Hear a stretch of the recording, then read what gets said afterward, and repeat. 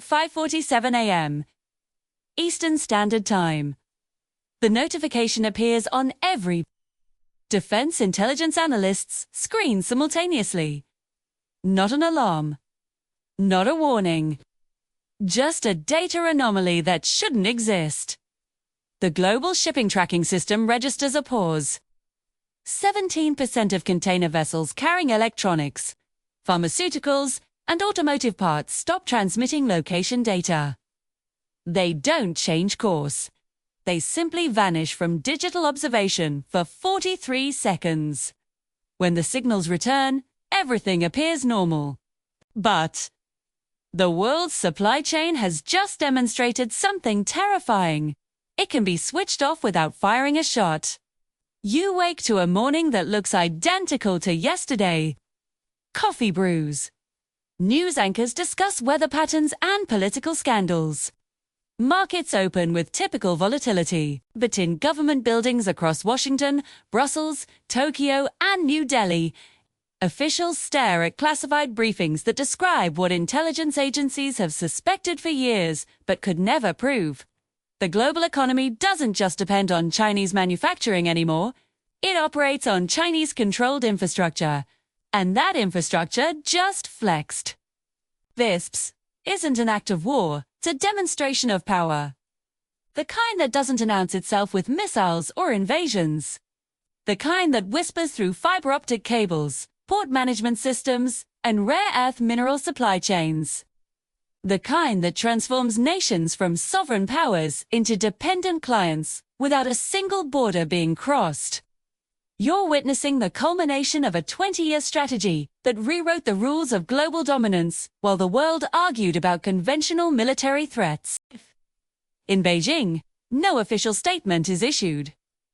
No press conference held.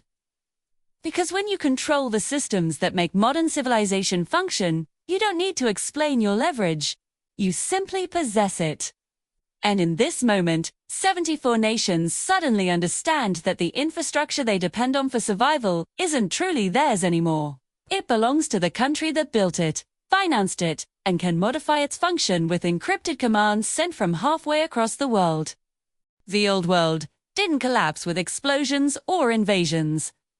It ended with a data pause that lasted less than 1 minute. And the new reality, the one where dependence equals submission, begins now. The incident starts in Djibouti, the Darali multipurpose port, which handles 30% of East African imports and sits adjacent to China's first overseas military base, experiences what officials call a routine system upgrade. For 16 hours, cargo operations slow to manual processing. Ships queue in the harbor. Containers sit untouched. The Djiboutian government receives assurances from the port's Chinese operators that technical issues are being resolved. But the timing is precise. Police say morning, Gwadar port in Pakistan reports similar delays. Then Piraeus in Greece. Then Hambantota in Sri Lanka. Across 89 ports where Chinese state-owned companies control operations or hold significant stakes, cargo movement throttles back by 40 to 60%. Not a complete shutdown, nothing dramatic enough to trigger emergency protocols. Just enough disruption to create bottlenecks throughout the global supply chain. Automotive plants in Germany discover shipments delayed. Electronics manufacturers in Vietnam face component shortages. Pharmaceutical distributors in Kenya report inventory gaps. The public knows nothing yet. News coverage focuses on unrelated stories. But in corporate boardrooms and logistics centers, panic spreads quietly. Supply chain managers make frantic calls to port authorities who provide vague explanations about system synchronization and infrastructure optimization. The language is technical, bureaucratic, designed to obscure rather than clarify.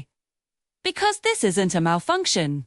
It's a coordinated demonstration of what happens when the world's most critical trade infrastructure operates under singular control, governance, request explanations through diplomatic channels.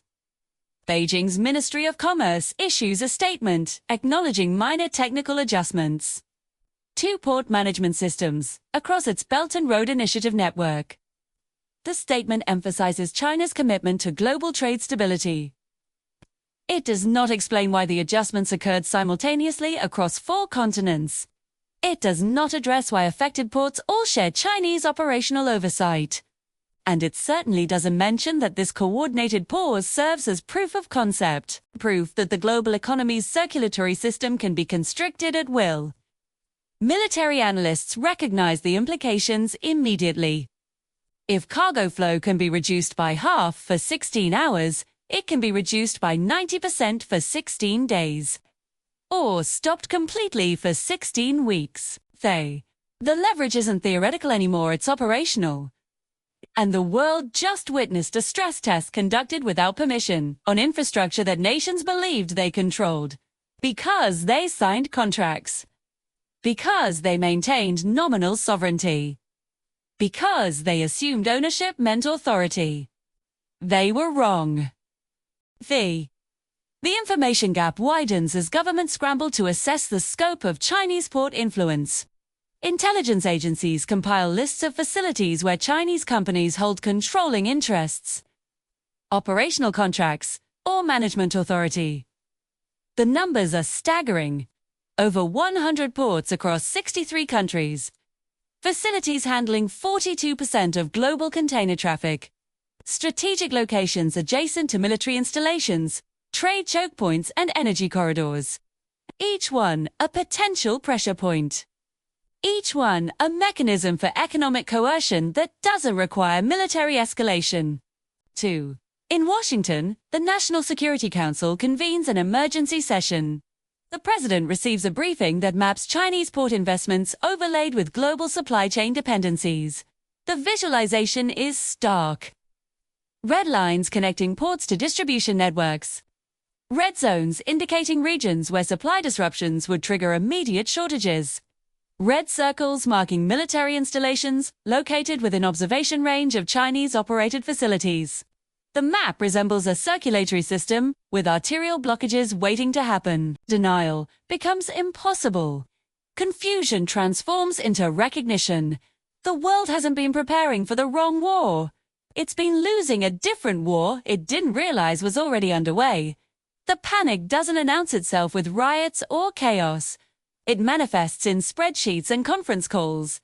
Supply chain analysis reveals that the 16-hour disruption created a cascading delay affecting industries 3 layers removed from direct port operations. Automotive manufacturers discover that a single missing semiconductor shipment halts production lines building 50,000 vehicles.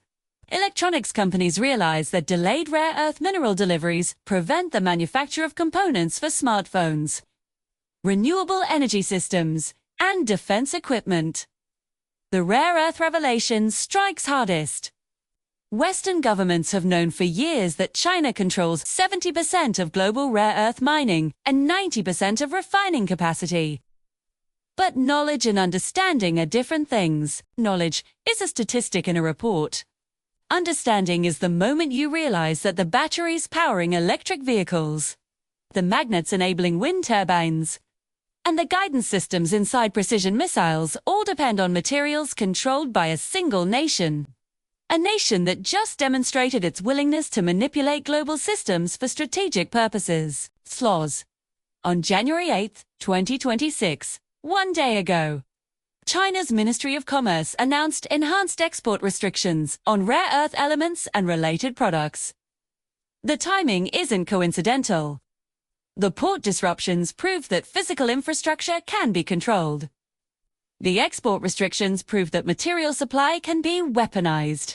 Together, they form a strategic pincer that compresses economic independence from both ends. Technology executives calculate how long existing stockpiles will sustain production. The answer is measured in weeks, not months. Defense contractors assess their dependence on Chinese-sourced materials.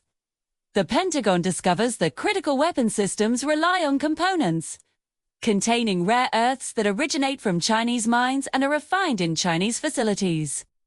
The supply chain that seemed resilient during peacetime becomes a catastrophic vulnerability during coercion. Financial markets begin to register the shift. Stock prices for companies dependent on Chinese supply chains experience sudden volatility.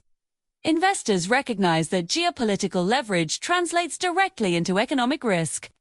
But selling doesn't solve the problem, because there are no alternative suppliers at scale. China spent 2 decades building global dependence precisely to create this moment where resistance becomes more costly than compliance. The telecommunications sector faces parallel realizations. Intelligence agencies brief government officials on the scope of Huawei's penetration into global 5G networks. Over 80 countries use Chinese-manufactured equipment to handle communications infrastructure. Every phone call, every data transfer, every encrypted message passes through systems built in Shenzhen and programmed in Beijing. The potential for surveillance, data interception, and network disruption exists within the architecture itself. European telecommunications companies receive classified warnings that their networks contain embedded vulnerabilities. But replacing the infrastructure would cost hundreds of billions and take years to complete. Meanwhile, services must continue operating. Governments face an impossible choice. Accept the risk of foreign-controlled communications, or suffer immediate economic consequences from shutting down essential systems. The invisible fractures become visible. Nations discover that sovereignty is an illusion when your economy operates on someone else's infrastructure, when your factories depend on materials you cannot produce, when your communications flow through networks you do not control. Independence transforms into dependence so gradually that the transition appears natural until the moment you try to resist. Then the cage reveals itself. In Pakistan, officials confront the reality that Gwadar Port operates under a 43-year lease to Chinese companies.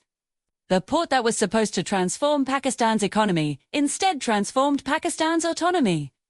Because the lease includes clauses granting operational authority that supersedes local government control during emergency circumstances, and the definition of emergency remains undefined.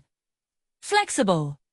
Interpretable by the entity holding the contract. Sri Lanka's experience with Hambantota Port becomes a cautionary tale studied in emergency sessions across capital cities.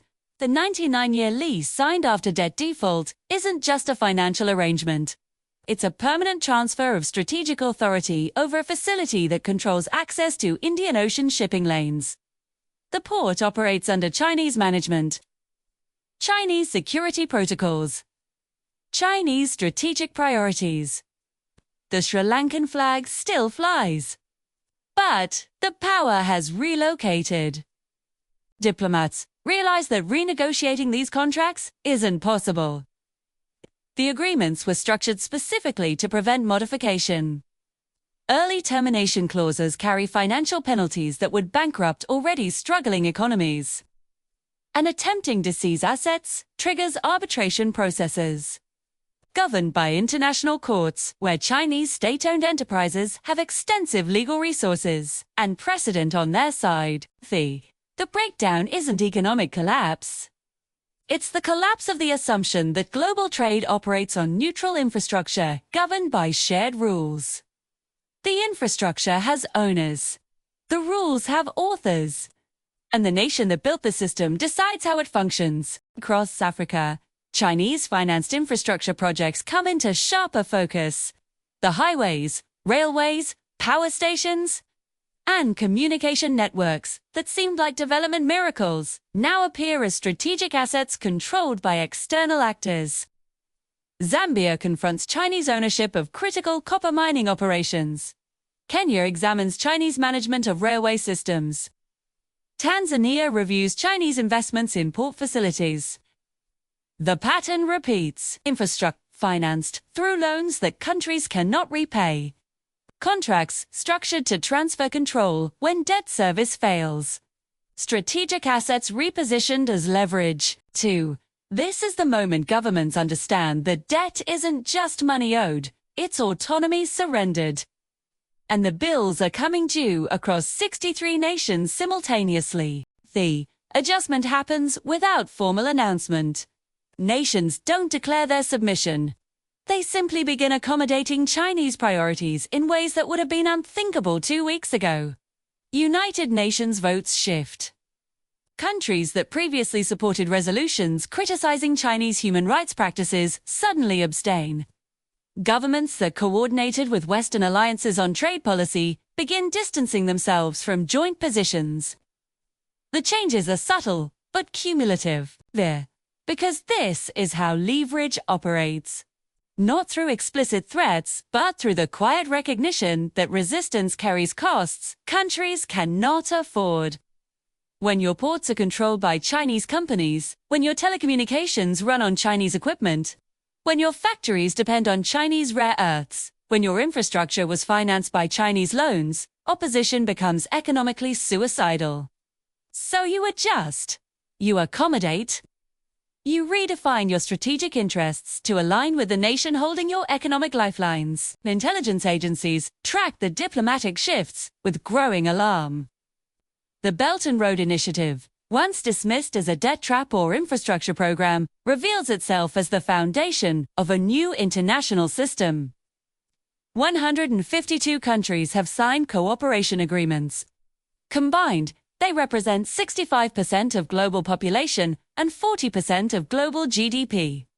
They are not conquered territory. They are voluntary participants in a structure that rewards cooperation and pernicious deviation. China hasn't annexed these nations. It has made their prosperity dependent on continued alignment with Chinese interests. That's a more durable form of control than occupation. Because occupied populations resist, but economically dependent populations rationalize their choices as pragmatic necessity. The United States faces strategic isolation it hasn't experienced since the early Cold War.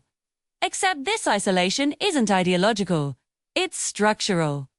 American companies need Chinese rare earths to manufacture products. American consumers need Chinese-made goods to maintain living standards. American allies need Chinese infrastructure to sustain their economies. The leverage flows in one direction, and reversing that flow requires decades of investment in alternative supply chains that don't exist yet. Nations confront similar calculations. The economic ties to China are too extensive to sever without triggering recessions. Germany's automotive industry depends on Chinese markets and Chinese components. France's nuclear power relies on Chinese-mined uranium. Italy's infrastructure runs through Chinese-financed ports. The dependencies multiplied while governments focused on traditional security threats. Now the dependencies define the limits of independent action. Military strategists recognize that conventional deterrence has been outflanked. China doesn't need to defeat NATO in battle. It needs to make conflict economically impossible by ensuring that war would collapse the economies of any nation daring to resist. When your supply chains pass through Chinese-controlled ports, when your technology depends on Chinese rare earths, when your communications infrastructure was built by Chinese companies, military confrontation becomes mutual economic annihilation. Deterrence through dependence. The new normal establishes itself through behavioral patterns rather than formal agreements. Countries begin self-censoring criticism of Chinese policies. Journalists face pressure to moderate coverage of sensitive issues.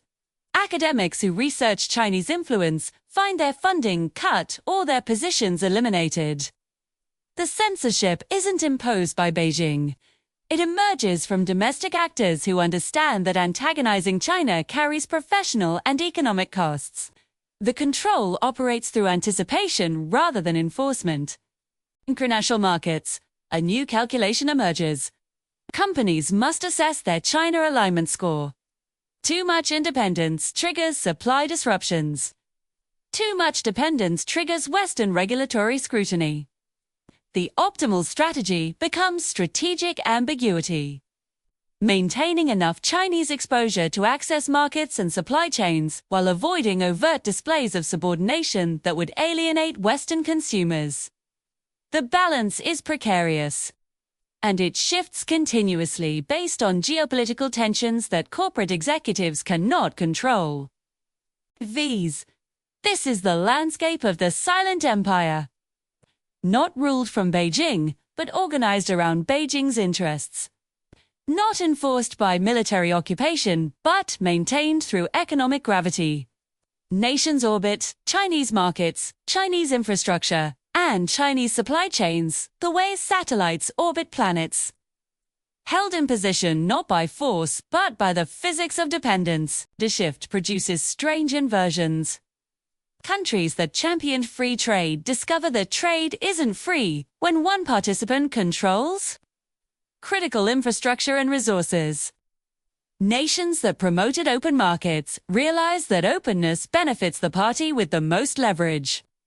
Governments that celebrated globalization confront the reality that interconnection creates vulnerability when connections concentrate in a single node. China sits at that node. Not by accident. Not through luck. But through strategic vision, executed across 2 decades, while competitors fixated on conventional power metrics. While the West counted aircraft carriers, China built ports. While adversaries invested in next-generation fighters, China secured rare earth mines. While rivals debated military budgets, China financed infrastructure that transformed economic relationships into dependencies. The genius of the strategy lies in its voluntary nature. No nation was forced to accept Chinese loans. No government was compelled to grant port operating contracts. No country was coerced into installing Huawei equipment. Every decision seemed rational when isolated. The problem was that each rational decision contributed to aggregate dependence that eventually eliminated the possibility of independent action. Like a chess player who makes individually sound moves, but gradually realizes that strategic positions have been surrendered and checkmate is inevitable. 2. The new normal is a world where Beijing doesn't need to issue commands. It simply adjusts systems it controls. Port operating speeds, rare earth export quotas, infrastructure maintenance schedules. Each adjustment sends signals about the costs of non-compliance. Each signal triggers behavioral changes by governments desperate to avoid disruptions. The control operates automatically self-executing, encoded in the economic architecture itself. 10 days after the coordinated port slowdown, operations return to normal efficiency. Chinese officials declare the system optimizations complete. Global supply chains resume their usual flow. Markets stabilize. The crisis that almost wasn't a crisis fades from immediate concern. But the world that emerges from those 10 days is fundamentally different from the one that preceded them. Because now everyone knows the infrastructure they depend on isn't neutral. The supply chains they assumed were diversified actually converge on singular control points. The global economy that appeared resilient is actually brittle. Brittle in ways that benefit the country positioned at critical junctures. And that country isn't interested in conquest. It's interested in compliance. Compliance delivered voluntarily by nations that recognize they have no alternative. Western governments announce initiatives to diversify supply chains, invest in domestic rare earth mining, and develop alternative infrastructure. The announcements are necessary for political consumption. But analysts know the timeline. Rebuilding supply chain independence requires 10 to 15 years of sustained investment. Developing alternative rare earth capacity requires mining operations that haven't been started and refining facilities that haven't been built. Replacing telecommunications infrastructure requires technology that doesn't yet exist at competitive scale. The gap between aspiration and capability is measured in decades.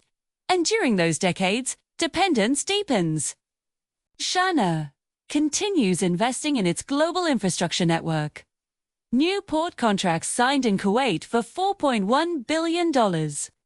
Expansion of telecommunications systems in Southeast Asia and Africa. Increased control over undersea cable networks that carry 95% of global data traffic. Each investment extends reach. Each contract creates new leverage points. Each infrastructure project adds another node to a network that grows more comprehensive and more inescapable with time.